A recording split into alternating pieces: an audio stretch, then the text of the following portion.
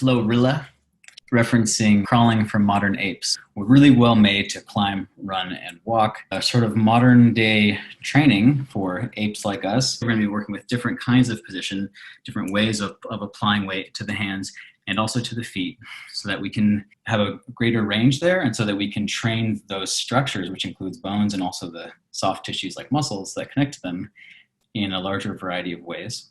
The hands lack a heel bone, so it's harder to put significant weight. And we have this nice series of 4, and then we have this series of 3, so going from 5 up to 3, which then interface with the 2 forearm bones. And then, of course, we get to the upper arm, and we have the 1. We have the most stability when we have the arms slightly forward and slightly to the side.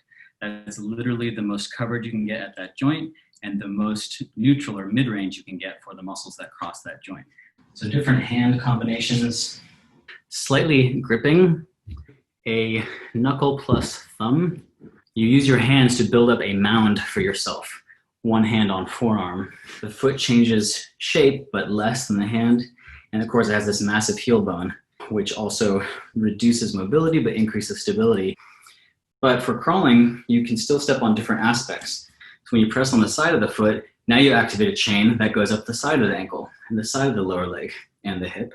And if you press on the top of the foot, you activate a chain up the front of the shin and then up the leg. So you have all of those different options, plus the back of the heel, or the calcaneus.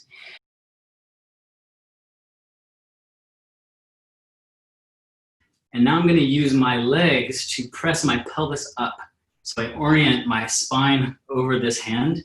Dropping the head is an essential piece, as the head is really the end of the spine. It will help to pull the spine over into this arc over your support. Just to be clear, I'm not anti-handstand, but I see a sort of typical symmetrical handstand as being one tiny slice of the realm of inverted crawling options.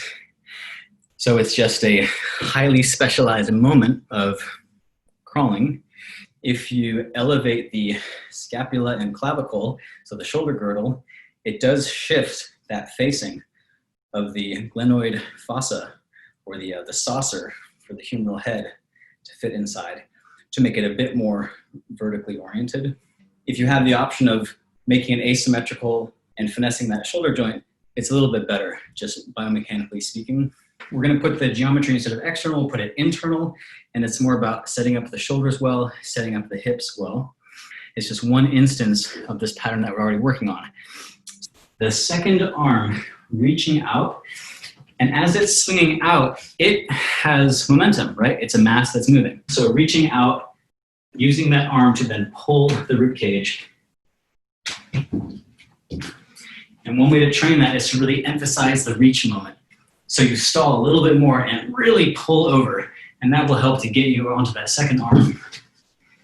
So the whole world of crawling is available, and it includes moments of pushing and lowering.